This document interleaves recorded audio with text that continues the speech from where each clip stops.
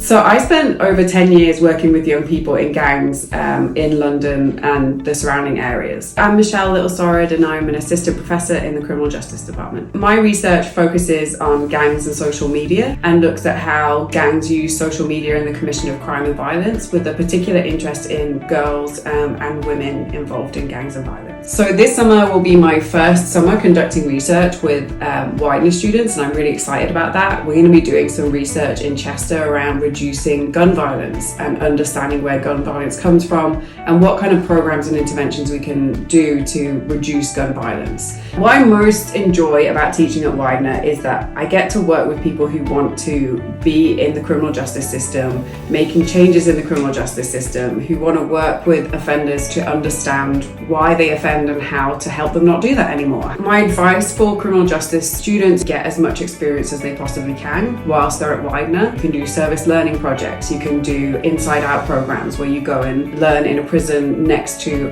prisoners who are also learning and getting credits for their degree. You can also do internships. There are many things you can do with a criminal justice degree. You can go into law enforcement, you could go into victim advocacy, you could go to law school, you can also work for re-entry programs, you could choose to work within prisons or jails, you could work with juveniles who are at risk of going into the system. You could also do things like work with search and rescue dogs, you could work within forensics. You can also do many kind of public policy or public administration jobs with the awareness of criminal justice and how all of those things work together.